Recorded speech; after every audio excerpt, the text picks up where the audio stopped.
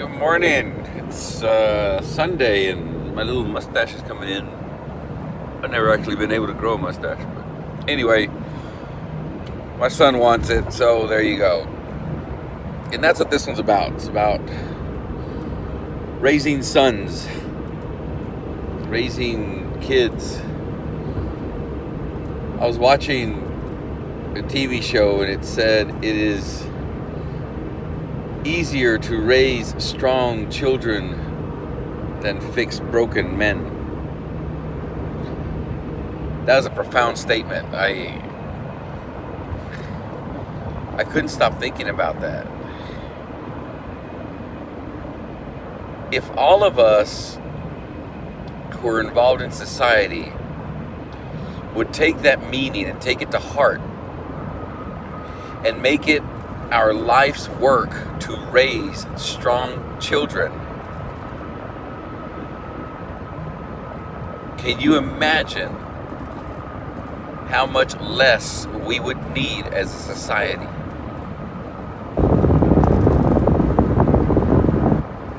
I'm going to tell you something, and this is something that I think.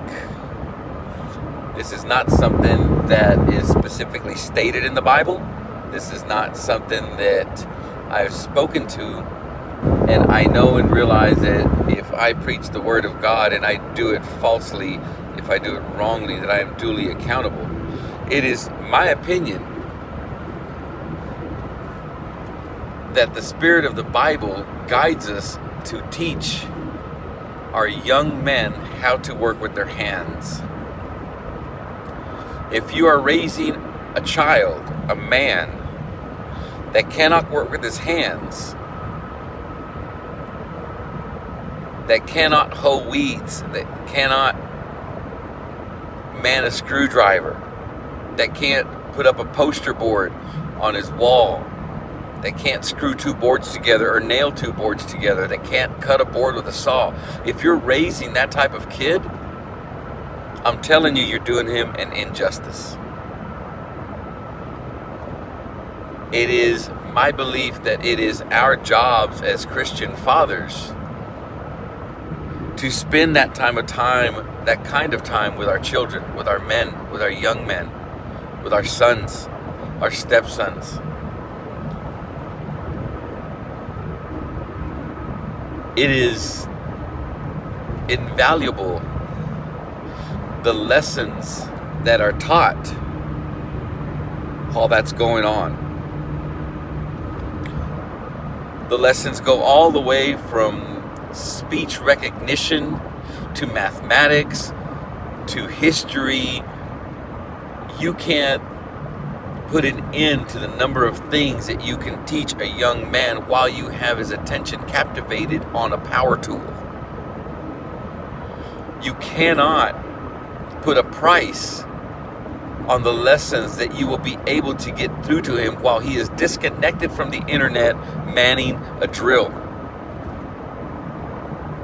While he's out in the yard helping you dig up flowers or whatever it is you're doing, whatever type of activity you have. You can't put a price on that. It's those types of things that raise strong children. It's those type of things that allow us to prevent the fixing of broken men. Of course, everything comes through Christ first.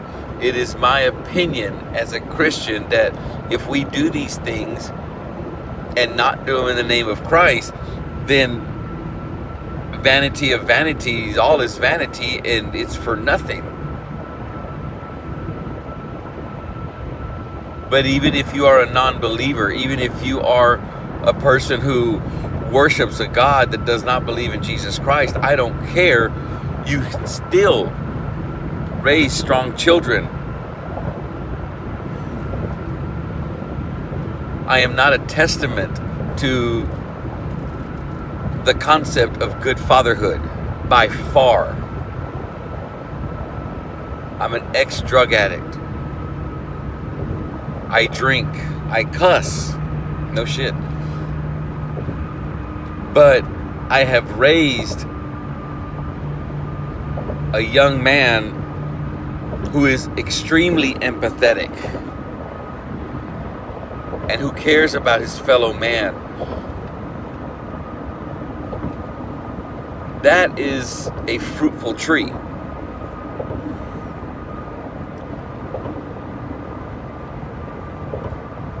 I want us to get better as a society, and of course my answer to everything is through Christ first.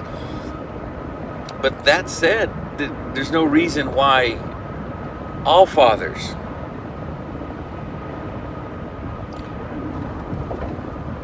can't raise strong young men. As men, we have literally stepped out of the driver's seat and have allowed women to take over our role as the leaders of the family, and we have to earn that back. And I'm talking to you as I'm doing it. I'm not talking to you as a testament. This is not my testament. This is not my testimony. What I'm doing is telling you something that's going on in my life that I see as being fruitful.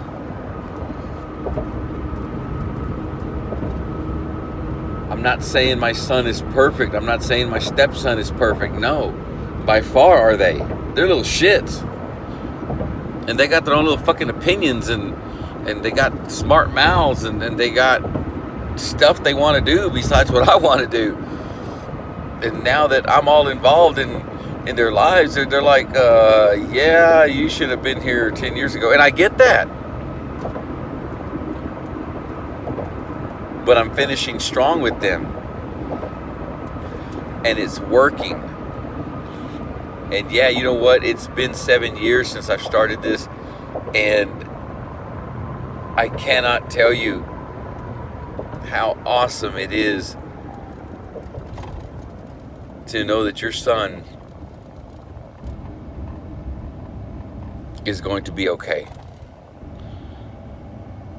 I know for a fact that both of my sons are going to be okay in whatever they do, because I am giving them the tools to do so. If God so chooses to take me right here, right now, if a big meteor comes out of the sky and hits me in my freaking head and caves it in and I'm dead, I know for a fact that my sons are going to be okay. Does that put my daughters aside? No, I'm concentrating on my sons in this one right here. Daughters are different.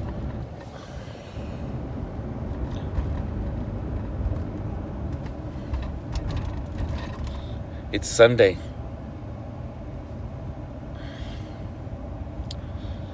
And as Americans, we have decided to make Sunday the Sabbath.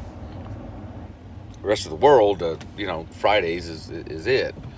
We want to take Fridays so we can party. And we have told God, hey, you know what? We're going to move you over here to Sunday because Sunday's free, and that's when it's not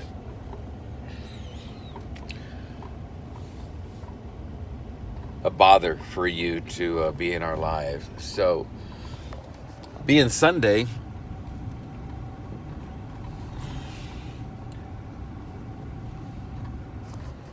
go to church, heathens. God bless y'all. God bless you. And I just wanted to touch on that. Fathers, if there's one thing that you can do, and I'm seeing more and more of this, and it is extremely hopeful. I'm especially seeing this in the black community, and I cannot tell you how hopeful I am for my future hopeful black fathers, is I see them taking their sons out of the inner cities and moving them to places where they can exist peacefully, safely. And I just can't tell you how hopeful I am that this is going to continue. Y'all are doing a great job. Let's do an even better job, and let's lead our young men to Christ. Let's start fathering 2 generations ahead. Let's get away from the instant gratification concept. Let's get disconnected. Let's start spending some quality time with our kids. Build some kind of shit that's going to last for 2 years and then throw it away. Who cares? But the lessons that you teach them, the time that you spend with them is invaluable. There are things that an Xbox can't do. I wish those things upon you. God bless y'all.